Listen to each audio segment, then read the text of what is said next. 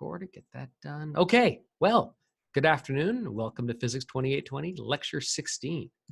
So today what I want to do is I want to go back to a physical problem and do something from geophysics. So one of the groups of people who take this course are students who are in geophysics and other kinds of geoscience. It's a requirement for their program. Some of you might be on a physics major, some of you might be doing some other program, but there might be someone in the room who's doing a geophysics degree. So this lecture is for you, something that connects to seismology and other things to do with all things planet Earth. To solve this problem, I'm going to go back and do a quick bit of review, starting on how we solve these physical problems numerically. So I'm going to import a bunch of libraries and review the basic theme of this course. All the way through, what we've been doing is coming up with a system of equations, an equation of motion that describes the mechanics of the system. In general, we define this with a first-order differential equation where the derivatives on the left-hand side are given in terms of some function on the right-hand side. This tells you what the derivatives of any element in the state is, and we can iterate this all the way through the numerical method, like the Euler method, the midpoint method, or Runge-Kutta of order 4, or another method to solve this problem. We started off early in the course looking at this as a motivating problem of projectile motion. So the way that this worked is we start by writing out F equals ma, or more specifically, A, the acceleration, is equal to the sum of the forces divided by the mass. And you can do this from multiple directions. We've learned how to solve this in terms of first-order differential equations. So the trick is, or the technique, is to replace all the second derivatives with first derivatives, introducing new variables. In this case, Vx and Vy are the new variables. And the right-hand side of the accelerations are the same as the force divided by the masses. This system needs initial conditions all the way through. We solve these systems using numerical methods. So one of the numerical methods we looked at was the midpoint scheme. The idea of the midpoint scheme was to evaluate this right-hand side at the current values of y and t, or y and v and t. That gives you a slope. Do an Euler half step to evaluate what the function would be a half step away. Use that half step to evaluate the slope there, and then use the slope at that midpoint to do an Euler full step to figure out what it is. So as a sequence of steps, what we're doing is we're evaluating the slope at the left, the midpoint, the slope at the midpoint, and then taking a full step. And for those who are very eagle-eyed, you may notice that that is not exactly true. There we go. For completeness, all the same idea. We talked about what happens when you don't just have one variable in the state vector, but you've got lots of variables like x, y, vx, and vy. And then the idea is we talk about a derivative, which is a vector, equals to a vector-valued function. The state vector, and I used s, you could use q, whatever letters you like, represents a vector of all the variables in the system. The state vector is evolved using some right-hand function, which is a vector-valued function, is the derivatives of each of these derivatives, and you need to have some initial state. Once you've written your problem in terms of a state vector, you can solve it with any generalized numerical method. So here is the code for a midpoint stepper. I said what you do in a midpoint stepper is we're given the function we're going to evaluate, that is the right-hand side. We're given some initial state, and in a loop, what we do is every time we figure out what the next value in the state's going to be. We do that by evaluating the right-hand side, the middle, figuring out the midpoint, evaluating the right-hand side, the midpoint, and then doing a full step. That's a midpoint solving. It doesn't matter what physical problem we use. We can use the same midpoint stepper for lots of different routines.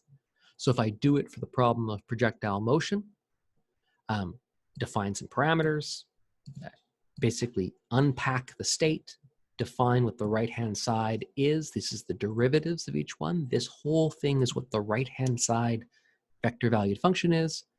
and define a state vector.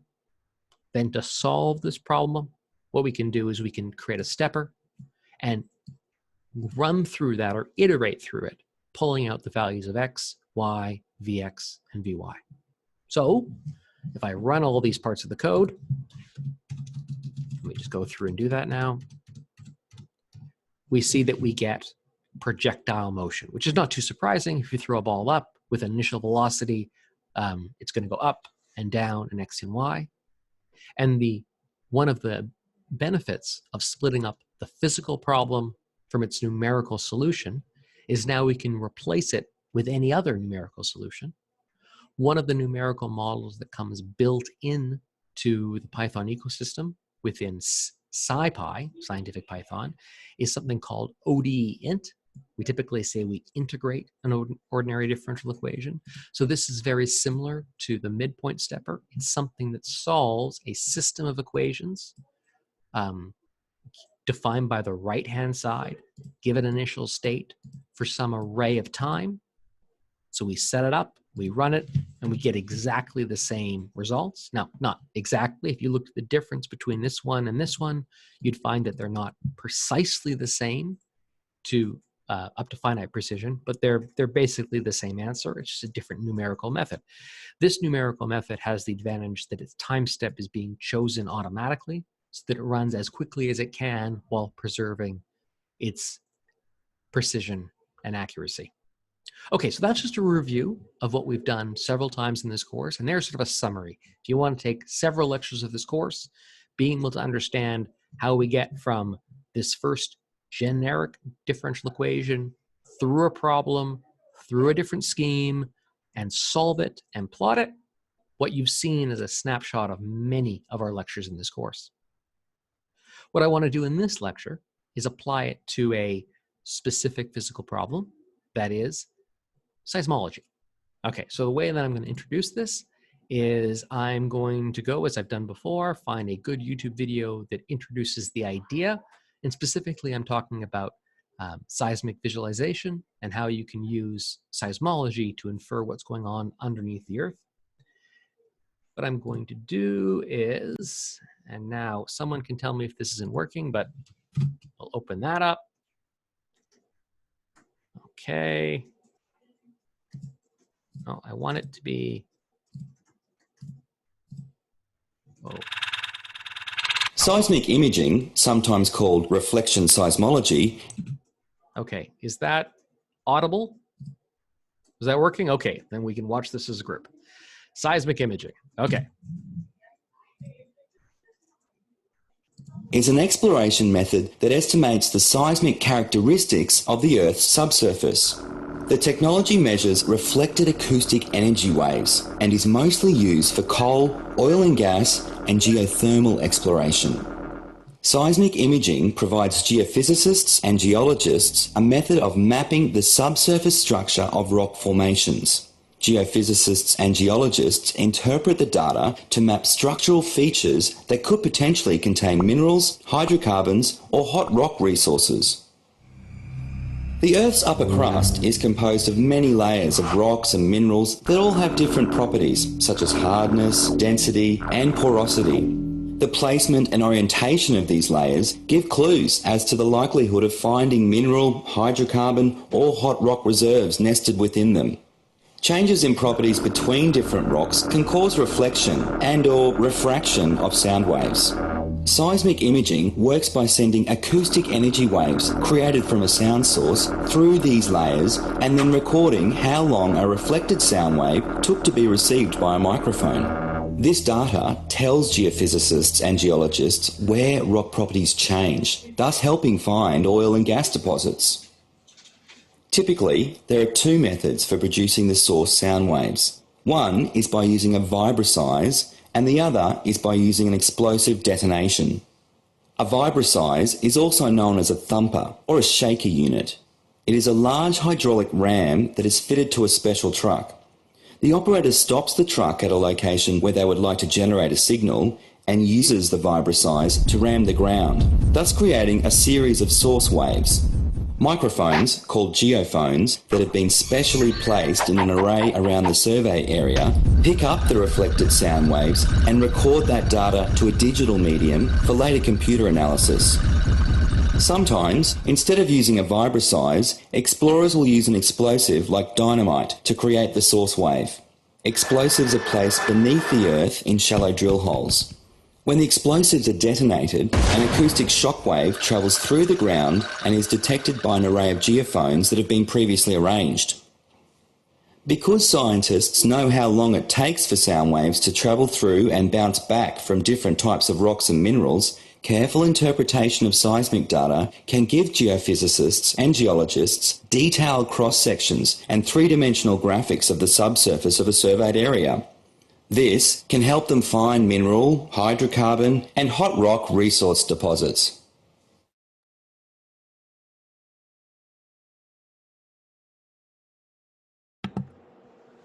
Okay, so what we've seen is just a little rundown on how you can use seismology to infer what's going on underneath the ground. If you've taken a geophysics course and this is all very simple to you, no problem. If this is all brand new, the basic idea is we're looking at the traveling of sound through materials like different kinds of rocks. And the idea is, given a source of sound, like an explosion or a vibrosize, we can model how those sound waves travel through different kinds of rock, and then look at when the sound is picked up by a geophone, which is like a microphone for the Earth, and look at how many seconds it takes for the signal, which comes from the thumper truck or the dynamite, to end up at those microphones. Multiple microphones are used to infer what the structure of the Earth underneath is.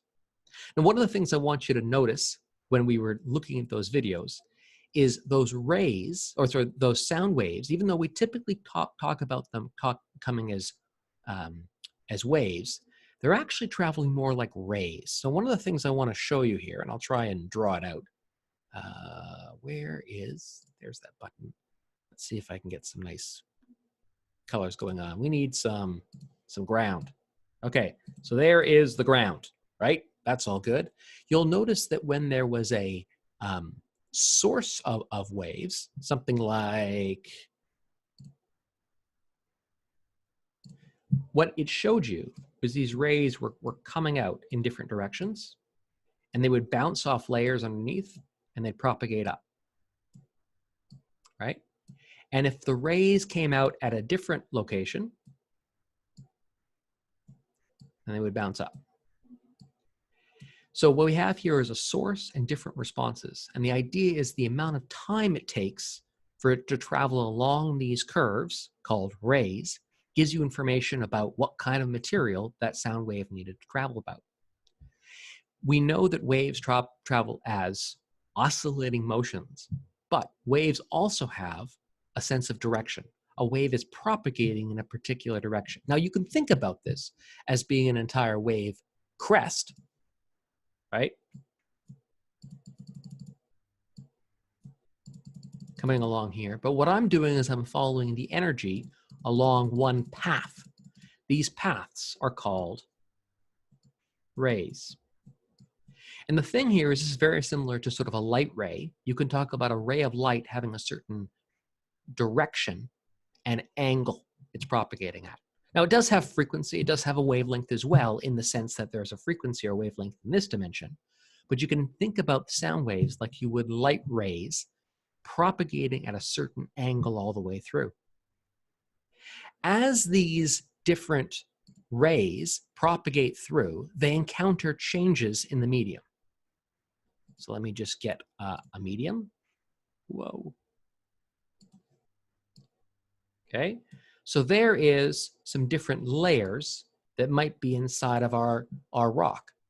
And if I take a wave or a ray and it propagates out, when it goes through a change from one kind of rock to another kind of rock, it's possible for the index of, or the angle of incidence to not be the same as the angle of, well, not reflection, but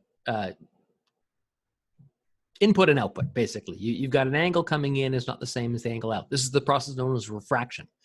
The idea is if the speed of sound is different in these two mediums, then what you can get is one of two kinds of behaviors.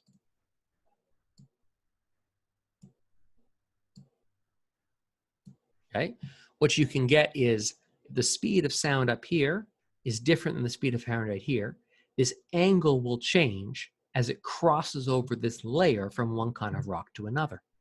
You might be familiar with this from optics. It works for all types of wave theory, that if you know how the speed of this wave in the different materials, you can work out what the angle coming in and how that will relate to the angle going out.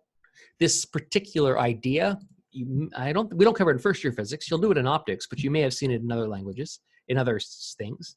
This is sometimes called Snell's law, right?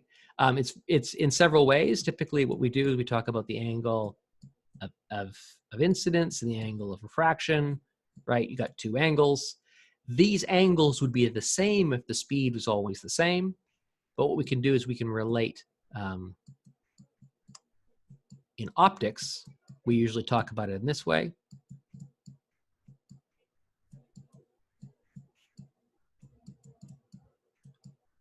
This is sort of a typical way of talking about Snell's law for optics, as in the speed of light coming to some medium, like a change from water to air or glass to water or something like that. But these n's, what they represent is the speed of the medium, or how fast the wave is traveling all the way through. So if the speed of sound in this upper layer is traveling at a certain speed, and it travels at a different speed in the lower layer, then what you can do is also talk about Snell's law is being like this. That right there, that's Snell's law. And what it's doing is it's showing you a relationship between the speed that these waves are traveling and what angle they're going at. So what Snell's law is doing is giving you information of how the speed depends upon the angle. If you take that idea and you run with it, and you think about this wave as being a particle, as being something which is traveling in this direction with a certain amount of velocity at a certain angle, it's very much like particle dynamics. You've got something moving at a certain speed and a certain angle.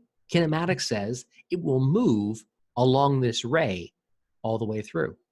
Now, unlike particles, these speeds are not changing because of external forces like gravity. It's not undergoing an acceleration or a deceleration because there's gravity acting on it. This ray will continue to travel at the same speed as long as the medium or the background velocity remains the same. However, as this ray propagates around, if the medium itself changes in such a way that its speed changes, then the direction of these things is going to change. The speed is always given by where you happen to be. The direction is on how this speed is changing. So specifically, we care about how the speed is changing with depth. If you imagine a coordinate system, that being like Z and this being like X, then what we care about is how the derivative of the speed is changing with depth. Okay. Going through the dynamics of that is I'm a little bit beyond the scope of the course. Not too bad, but here's what it comes up with. These are called the ray tracing equations. They're a system of equations that describe the motion of where a ray will travel in a medium where the speed of sound is not constant. What it basically says is you can talk about a ray, and a ray, you can think about the energy of this ray being anywhere along this point. Here it is, here it is, here it is, here it is. It's traveling in time. The location of where this energy is given by a pair of coordinates, x of t, y of t. And what we want to do is we want to trace or figure out where this energy is at any point in time. Its evolution, or its derivative, is given by two things. One is the angle at which it's propagating, and the other thing is the speed at which it's moving. The angle could be anything. These rays could go off in any different direction. That's very much like the initial condition. But these speeds aren't given purely by a function of where you are. The speeds depend upon what kind of rock you happen to be given in. So the speeds are actually a function of where you are. So it's sort of a neat coupled system where to figure out where you're going, you depend upon the speed and the current angle. But the angle is going to change because your speed is dependent upon where you are. So as these rays move through the Earth, they're going to encounter changes in the speed of sound because the properties of the rock change. Because of Snell's law, that's going to cause them to change direction, which means they're going to go on paths that are not going to be straight line, but in fact, start to curve. And these curves and the path they take have a certain amount of time between when you sent out the signal, T1, and when that signal returns back to the Earth, T2. Knowing how long it took to travel, we can use that to figure out what the speed of sound is in the ground, and working backwards, what the density of the rocks are in the ground, and that can let us figure out what's underneath. The idea of knowing this velocity as a function of depth and figuring out how long it will take the signal to travel through is something called the forward problem. Figure out what the path is, assuming you already know what the velocity is. The inverse problem, which is what was being solved in the video, is you measure how long it takes, and then you use that to estimate the speeds and hence what's in the rock. This is a big use.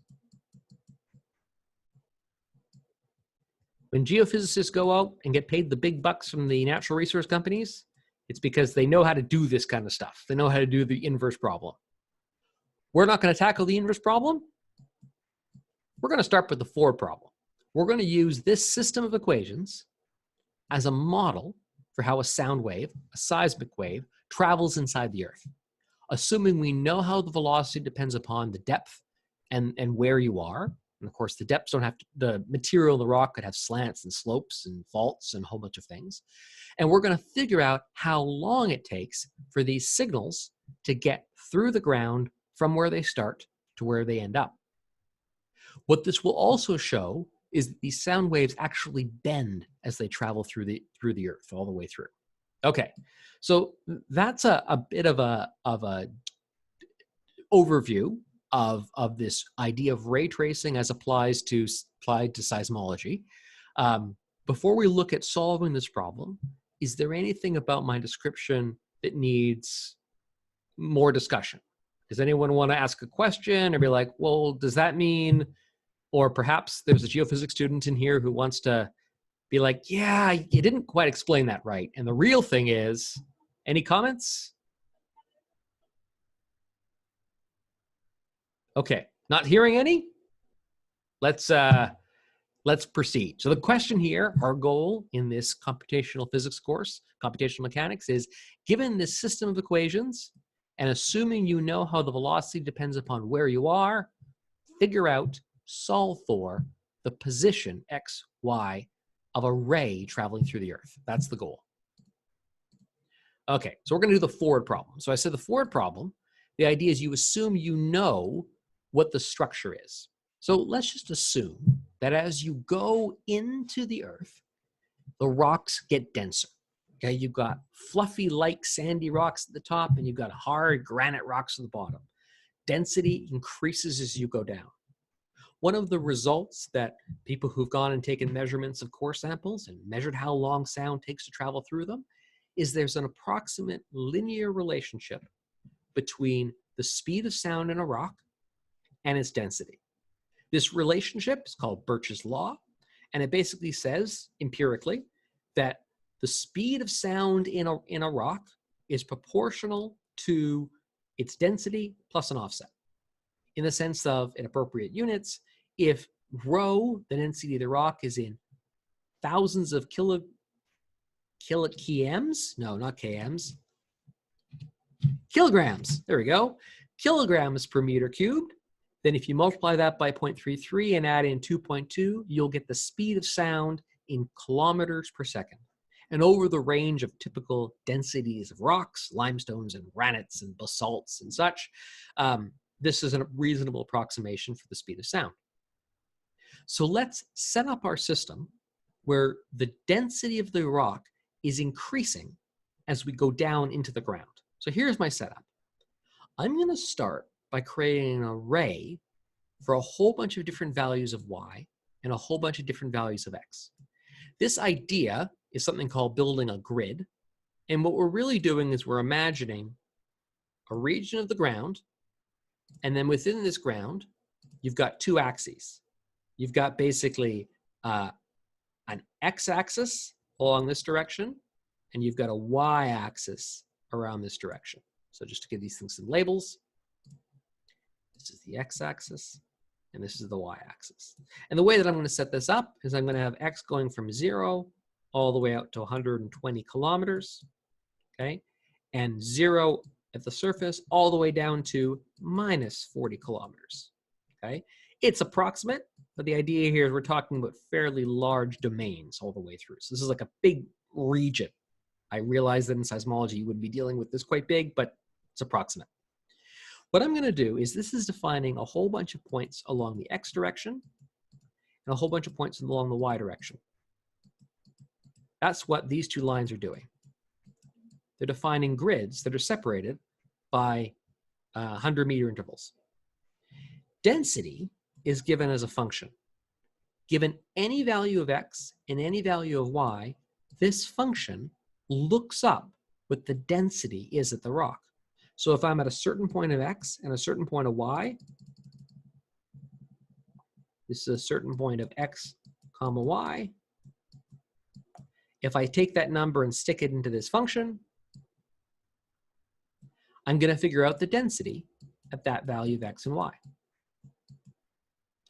This function tells me what the velocity is as a function of x and y. How does it work? Well, what it does is it looks up the density of the rock there and then uses the Purchase law to figure out what the speed of sound is at that location x and y. So that's the setup. That's how I'm going to encode what the structure of the rock is all the way through.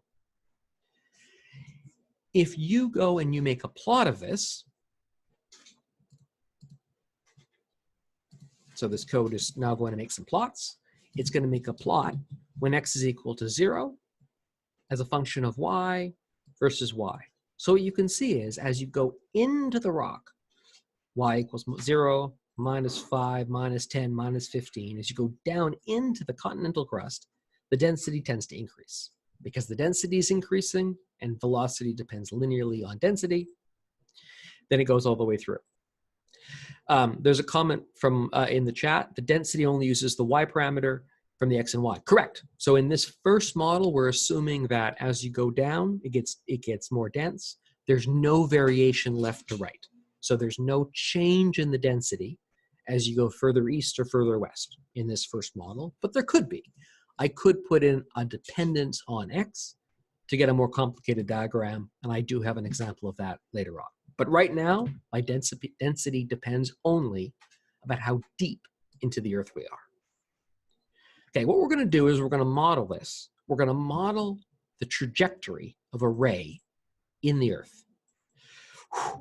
To do this, what we need is we need the right-hand side of the systems of the equations of motion. So again, this up here is the equations of motion. We're trying to figure out what x, y, and theta are as a function of time. Where you are, what direction you're heading, the speed is given to you by your location. And this right-hand side, which I said comes from Snell's law, is what the derivatives of x, y, and theta are. So we need to code up a right-hand side function with these three things. Okay. Because I'm going to be using sine and cos, I want to save myself from having to type np.sine and np.cos. It's not really needed, but I chose to do it. And I want to make sure that pi represents pi. I'll create an array of time. We're going to solve this for a whole bunch of different times. And this is my right-hand function. My state vector is x, y, and the angle. Speed is not an element of the state. The speed is defined as being dependent on x and y. You can't calculate the speed of the independently of x and y. As soon as you know where you are in the rock, you know how fast you're going. It's a function of where you are, not of time. But these are the three state variables. This is the right-hand side of that system of equations. V sine theta minus V cos theta. This is basically just the components of velocity.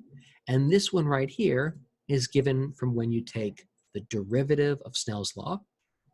Those are the three derivatives. So this function is defining the right-hand side, my system of equations.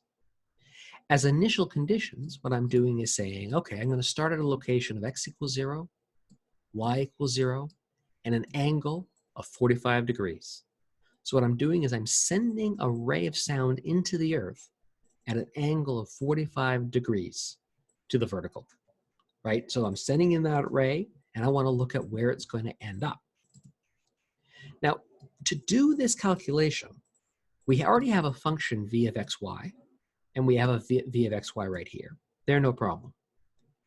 But because of Snell's law, I need the derivative of v and the derivative of v with respect to x and y. Now, I do have a model. I could go back to this expression right here and differentiate this manually and figure out what the derivative of this is. But in general, these functions don't have to be nice and smooth formulas. They could be taken from data. They may be something they don't have real derivatives. I want to numerically estimate the derivatives, dv dx and dv dy. We can do that by using some of our approximation formulas for the derivatives. Remember a few lectures ago, we talked about center difference schemes as ways of estimating the derivative of some known function. If I want to numerically differentiate using a center difference scheme, any function at some given point with a certain step size, then the center difference is evaluate the function to the right, evaluate the function to the left, divide by twice the length of the interval. And this is an approximation of the derivative, which is accurate to within delta x squared. That's sort of the order of it. I can figure out dv dx and dv dy by applying this function to each of the two parameters that make up the function. dv dx, if you want to figure out the derivative of v with respect to x, what you do is you hold the value y to be constant. You don't, or sorry, you hold the value x. Oh, I want to get this straight. Yeah, you hold the value y to be constant, and you look at how the function is changing only with respect to x. So what I'm doing here is I'm evaluating the derivative of this function, basically this guy, where I substitute in the f for being a function where only the x is changing. Now this takes a second to read through. What I'm doing here is this guy right here. This is f of x. Okay, f of x is v of x comma y. And the point is y is fixed. Okay, so in this way of doing it, the y never changes. The y stays a constant. I'm just taking the derivative with respect to x. I'm really doing one of these things. Likewise, if I want to figure out the derivative of y, what I want to do is the function that I want to take the derivative of is now the function f of y, v x comma y, where the y, oh no, oh wrong, where the x is fixed. This is really hard to do with a mouse. Where the x is fixed. So what I'm doing is I'm defining a little anonymous function that's basically just evaluating the function v for any value of y, keeping the x a constant, and then calculating the derivative in that direction. So the idea here is these now define dv dx and dv dy. Now that we have functions dv dx, dv dy, we already have v of x, everything in here is going to work.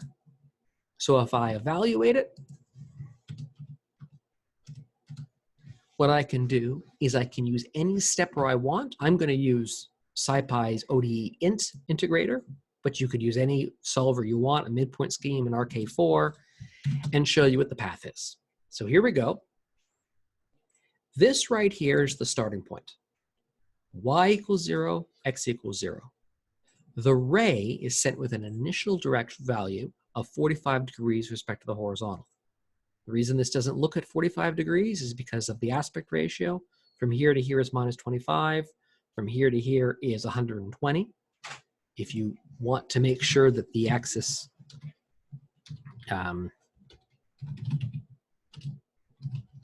is equal, we could do that. That might look more like a 45-degree angle. So it's going through, and as it goes into the Earth, the density of the rock increases, the velocity increases, and so what that does is it makes it bend. And it continues to bend, refract through the rock, until a point where it's actually at traveling horizontally. As it travels horizontally, it actually continues to bend so that the ray, the sound energy, goes back up towards the surface. And that's where we're going to end. So basically, this sound is traveling up, up, up, up, until it reaches the surface again. Now, I can run this experiment, not just for an initial angle of 45 degrees. I can do it for lots of different initial angles of incident. The idea here is I could send these waves into the ground for lots of different initial angles. So here's a function that I call vary theta, meaning that I'm going to vary the angle, the theta, all the way through. It's going to vary from an angle of 45 degrees up to 90 degrees, and I'm going to repeat the simulation in a loop for every value all the way through. The difference inside these loops, or what the change is, I'm changing the initial angle, but for every one of these rays, I calculate its path. And then I'm going to put all those things together to show you the overall picture. So here we go. As you send these angles down, and this is the angle with respect to the vertical, as you send these things down, the steepest angle goes in the deepest. But if you send something through which is a relatively shallow angle, it reaches the surface again relatively quickly. These signals are going to be picked up by a geophone quicker in less time than these ones are right here.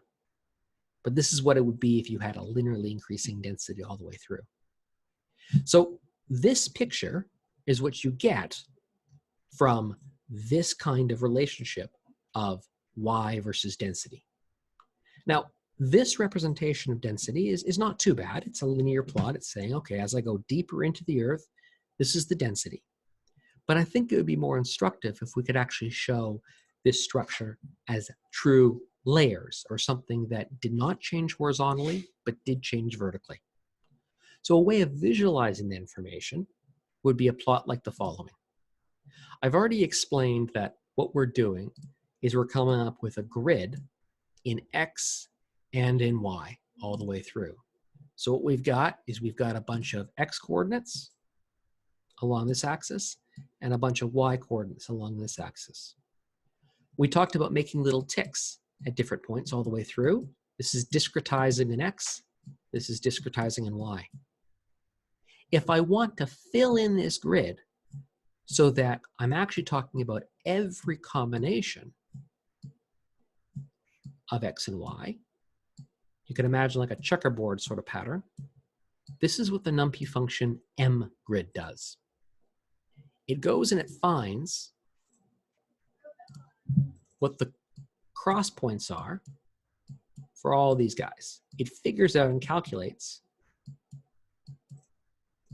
what all of these points are, all the possible combinations of X and Y inside your domain. So it's calculating all these points. This idea is what, well, that doesn't work out so well. What this thing does, mgrid, it's taking an index of X's and an index of Y's and coming up with a grid which shows you what's going on all the way through. Once I have that grid, I can actually pass in that entire grid, these two-dimensional arrays, into my function V, And V, because it's been written with NumPy functions, can evaluate that array. And then what I can do is I can make a contour plot showing how X and Y cause changes in V. And I'm going to do that contour plot with 10 different contours. Here's what you get. So what we've done is we've evaluated the density function at many different values of X and many different values of Y. Because the density does not depend upon X, it's showing basically bars, horizontal bands. These are the 10 density levels or sound speed levels as you go into the Earth. This is the structure of what's going on. So if we put these two plots together, the ray tracing plots and the density plots, what you get is, this is how a ray travels through the ground. And the point is, if you were to go and you can measure how long these things take to travel, because when we're solving this, we're solving for these things as a function of time. You can measure how long it took the signal to get back to the surface. If the times come out in this pattern, what it tells you is the rock underneath is increasing linearly with depth. And we're not going to solve that problem. That's called the inverse problem. That's what you do in seismology. You can use these traces to figure out what's going on inside, but this is the idea all the way through. Let's suppose that there was something inside the rock. So imagine it wasn't just decreasing linearly with depth. Okay, let's put some variation with X inside this density profile. Okay, this is like, say there's a chunk of ore that's inside the rock. So here's my new density function. My new density function is the old density function with a perturbation. Now I like this kind of perturbation. This is a Gaussian perturbation.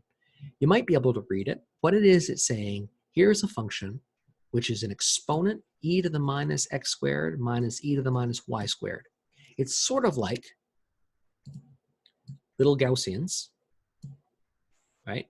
Where the Gaussian is in x and the Gaussian is in y. So this is the y Gaussian, this is the x Gaussian. This number, that yellow is a terrible color. There's the y Gaussian and there's the x Gaussian, okay? This is the idea, this is in the x direction, this is in the y direction.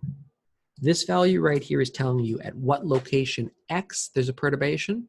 This is telling you at what location y there's a perturbation. This value is telling you how big, how wide the perturbation is, and this value is telling you how strong the perturbation is. These perturbations are basically like little regions of increased density inside the rock. So that's what they're going to do. They're going to add little increases of density to do two different spots of the rock.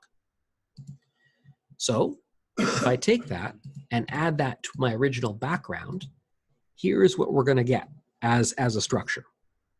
I'll just comment out the very theta for a moment. Oh, I guess I should actually,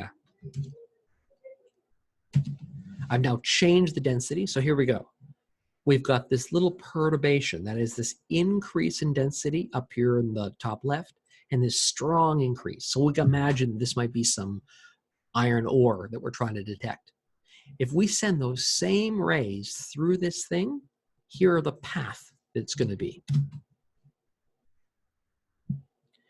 These are the rays. Notice that if they're shallow, there's not much change. But these rays, when they encounter the more dense thing, they take a longer path. So what you would notice on a geophone is if you had a geophone here, here, here, here, here, here, here, here, a whole array of these things, the ones near the surface would behave the same. The geophones that were located, what's a good color for a geophone? A geophone that was located here or here would hear nothing. There'd be no signal. They'd be quiet. Basically, they're in the shadow of that deposit. And then the geophone here, you'd actually get the signals mixed up. The order in which they'd be received would be different. The one coming at the steeper angle would occur here at a different time than it would occur here. If you had traces recording the signal as a function of time, you could use that information to infer that there was a mass located at a depth of minus 15 kilometers at about this wide from doing these kind of seismic information. We can change this up. We don't have to necessarily have the ray traces start at the top with a vibroseis. We can take this model and we can imagine that it starts off, the source of these waves is actually at about 80 kilometers this way and then down 25 kilometers. So you imagine drilling a well and then putting a charge right down here and sending off a sound source from down here and looking at where those rays travel. So here we go.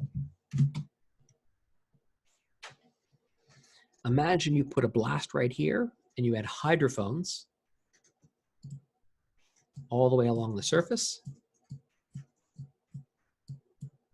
Then what you would get is you would get different measurements of how long it took the signal to arrive and where there was sort of quiet spots or the delay could be used to figure out what's going on. This is called the forward problem in seismology. The same idea is done in any sort of topographic method where what we're measuring is how long it takes the signal to go through. This idea can be applied to any kind of ray tracing, whether it be a seismic or X-rays or tomography, basically sending something through a medium. There is a whole branch of mathematics and physics trying to figure out what the material you're sending the ray waves are. Basically, you've got to send in all these rays and then do an inverse. It's very much like an inverting a matrix kind of problem. We're not doing that in this course. We're just using an example of the forward problem. But this forward problem is needed to test and develop inverse methods all the way through. So you develop these methods by understanding how these rays are traveling through the Earth. Okay, so what we've done is we have constructed a physical model.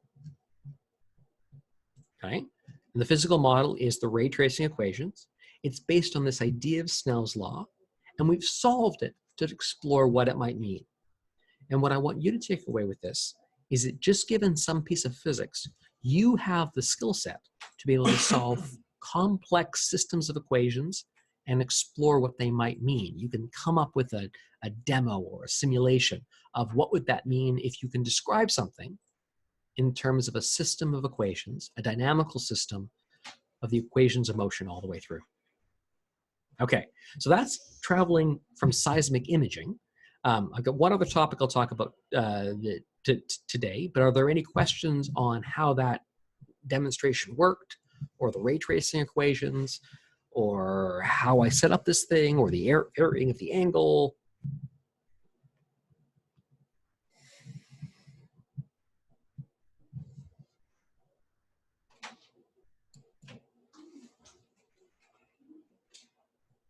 No questions? Just checking my resources here. Okay, then we'll proceed. What I want to do on the lab on Thursday is I want to apply this idea, but with a lot bigger seismic source. I don't want to talk about a thumper truck or a piece of dynamite blowing up. I want to talk about a very, very large seismic source and trace the waves, the seismic waves, that travel through a much bigger piece of rock. Namely, I want to take a look at earthquakes as and look at the travel time curves through these earthquakes. Now, I said, we are not seismologists. Almost all of us are not geophysicists. We need to do a little bit of learning about what the appropriate geophysics is to bring into our model so we can do this. So what I've got here is a series of animations, and I'll get through a couple of them today, and we'll continue it on Thursday. And then on Thursday, I've got a lab designed to basically look at the travel times of seismic energy through the planet Earth to try and figure out where an earthquake happened based on when its seismograph, that is the signal being received from that seismic event, got detected. Okay, what we're going to do now for the next 20 minutes is, or 15 minutes is just do a little bit of a dive into the science of earthquakes and try and figure out how that all works. So here's my first link. These are all taken from an organization called the Incorporated Research and Institutions for Seismology. They just have some neat little animations, but here's some ideas. I'm going to show you a clip, and then I'm welcome to take conversations or talk about it all the way through.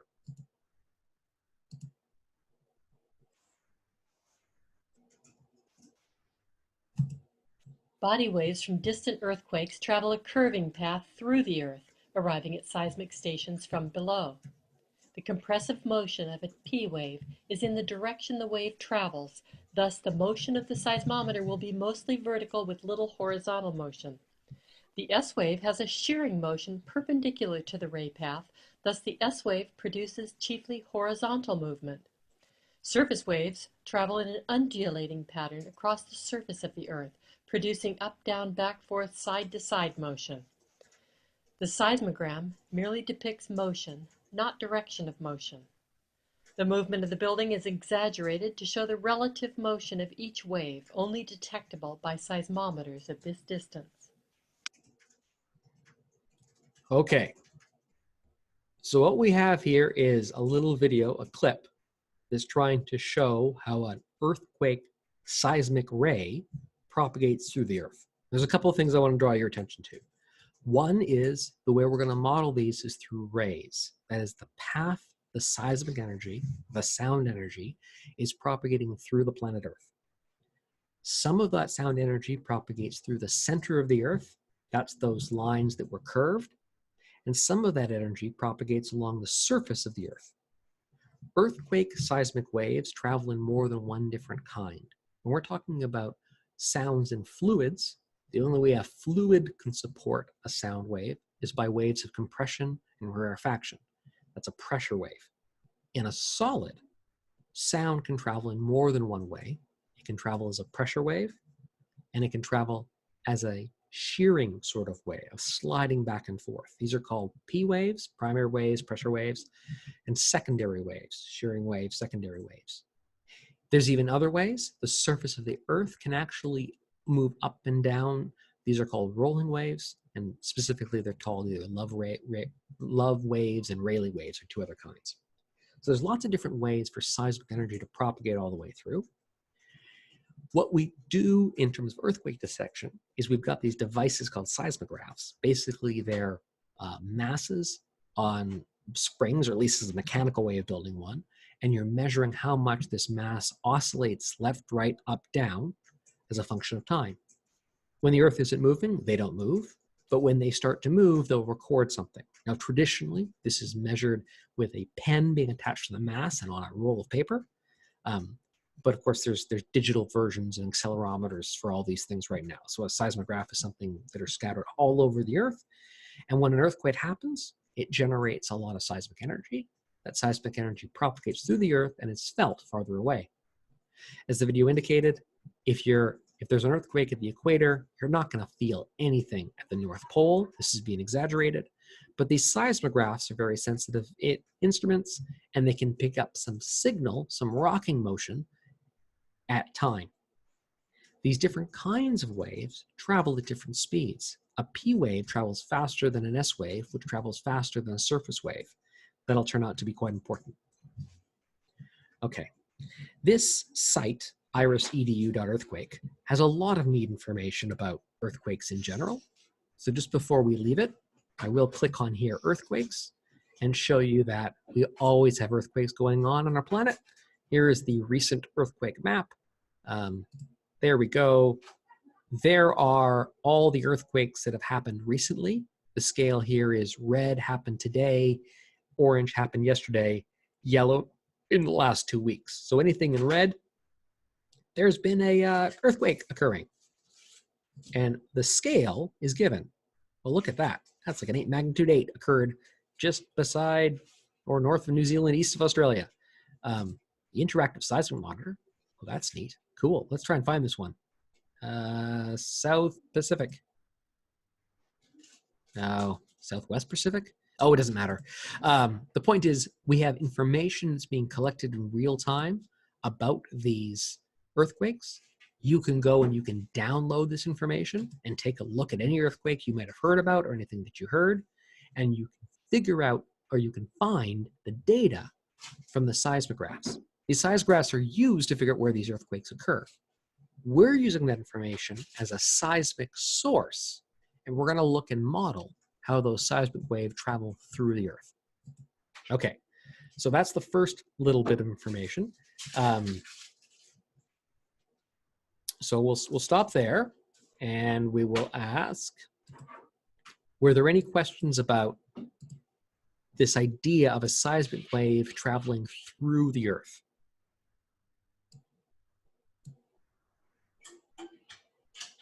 And it's okay if you don't have any questions. I got another video to sort of orient ourselves. Okay, video number 2. I want to talk about the different kinds of seismic wave motions. There's more than one way of moving rock. So these are called seismic wave motions. So here we go.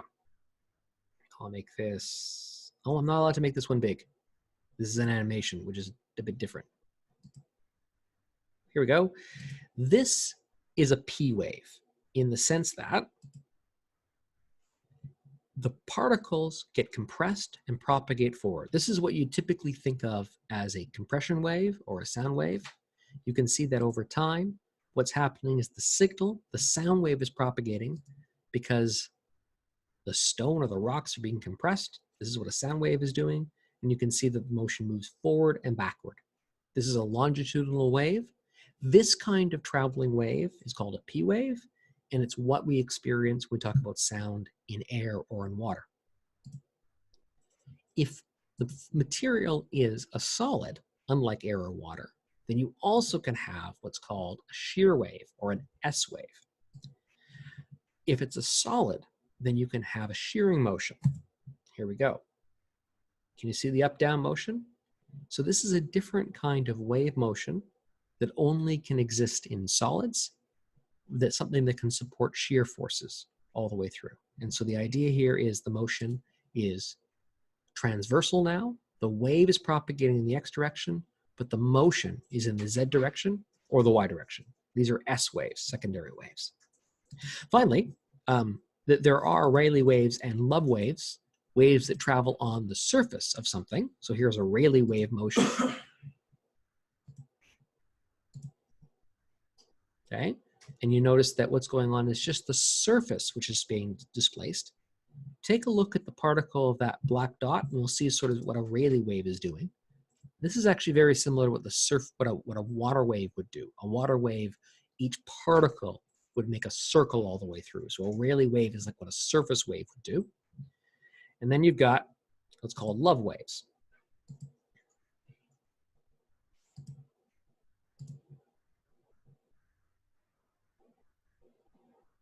Okay, so this is not round circles. This is sort of a shearing motion on the surface. So what's going on is something on the surface moves left, right.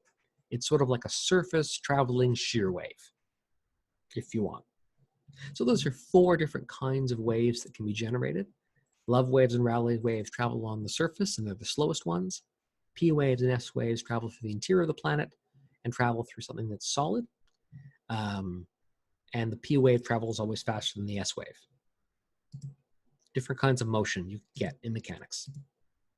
Okay, so there are 4 different kinds of waves: P waves, S waves, Rayleigh waves, and Love waves. We're going to focus particularly on P waves and S waves. Any questions about those 2 ideas? Okay, next idea.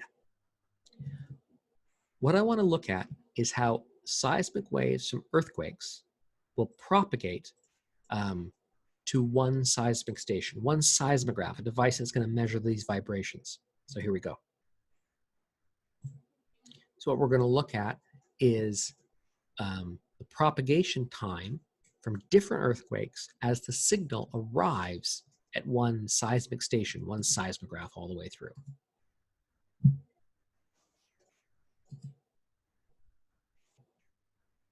A seismic station will record 10 earthquakes to show how the data fit the travel time graph.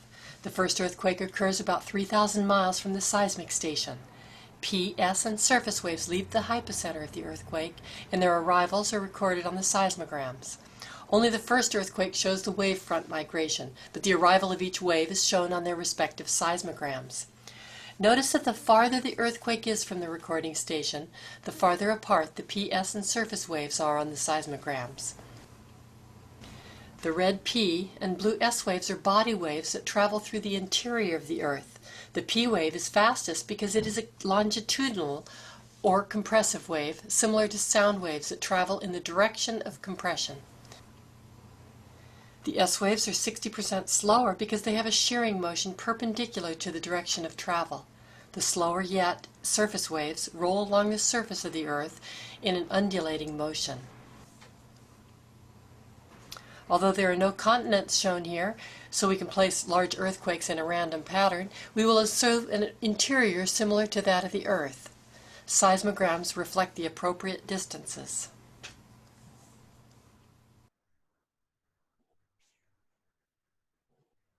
Okay, so what this image is showing, that if you have a seismic source, so earthquakes, and you record what a seismograph is doing in one location, there's a certain relationship between the number of minutes it takes for the P wave, the S wave, and then these surface waves to reach you. You could imagine building these kind of curves up with data sets where someone records the specific time an earthquake occurred, and someone else records a seismograph, and eventually when they communicate, they can say, yeah, there was an earthquake last Friday at 12:02 p.m. When did you record it? Oh, we recorded it at 12:42 p.m. It took 40 minutes for that signal to reach us. And you start to build up these databases of where earthquakes occurred and the type of seismic signals we measure. That information draws these curves, basically the speed of, or the time it takes, which is related to the speed, for these seismic waves to travel through the Earth. This information is used through an inverse transform to figure out what the structure of our Earth is inside, what's inside of our planet. Once we know what's inside of our planet, we can also use this information to figure out where an earthquake occurred, how strong it was, and where it was, and when it occurred. Okay, so there's the next idea, that you get these different ways. Any questions about that one? You're like, no, okay, this is good, this is good. My last animation. What I'm going to look at now is imagine you had one single earthquake. What would the signal look like at different seismic stations, different seismographs? And this is very similar to different geophones from the seismology example. Okay, so what we have here is there's going to be an earthquake that occurs down here at A, and we're going to look at the seismograms, that is the motion, as these rays travel through the Earth to get to these different locations. Stations A through D will respond to an earthquake with compressive P waves, shearing S waves, and rolling surface waves. The signals are recorded on the seismograms by color code as they arrive at each station. In reality, only Station A would respond to the earthquake, whereas the distant stations can only detect seismic waves using sensitive instruments. But here, we jostle them in cartoon fashion to emphasize compressive and shear wave motions that appear on seismograms. We can use the travel time distance between the fast P waves and the slower S waves to figure out how far the earthquake was from each station using a simple travel time curve that seismologists developed to locate earthquakes. Let's look at Station B. The seismogram shows that the P wave arrived 9 minutes and the S wave arrived 15 minutes after the earthquake occurred, a difference of 6 minutes. If we replace the seismograms with a travel time graph and take a small bar 6 minutes long, we find that it fits in only one location between the red P and blue S wave curves, a location that indicates that Station B is about 2,700 miles from the epicenter.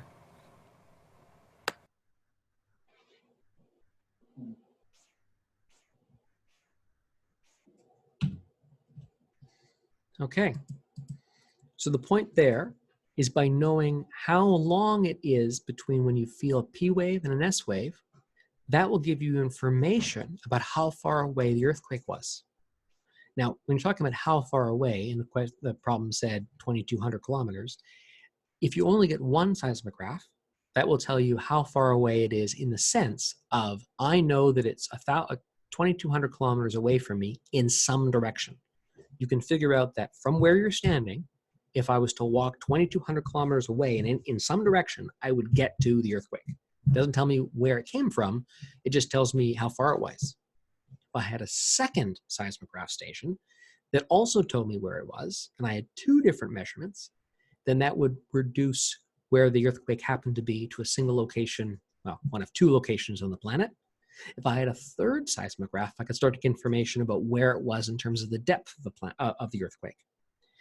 These different measurements are why you hear in the news, there was an earthquake that happened, and then a few hours later, you get information like scientists figured out that the earthquake occurred at 16 kilometers below the surface of the Earth, is where the epicenter was, or it's taking these seismic stations, putting their information together to infer where the Earth came from.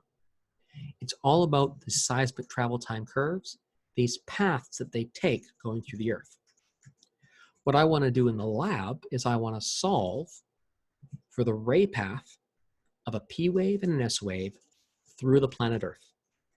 Figure out, using a forward model, how long it would take for the signal to get there, and then apply data from a particular earthquake and see whether or not we can show that that signal would take a certain amount of time between when it occurred and when it was picked up, as a way of examining these things. So that was just all to orient us with a little bit of knowledge about earthquakes. I'll start the lab with a couple extra videos as well. They're downhill, but we won't do those today. But just to get us started, the lab is sort of a class project. We'll do it all together. We'll all be done within the lecture. And it's basically a model like this, but it's for the whole planet Earth, as opposed to just a small region. Any concluding questions or comments?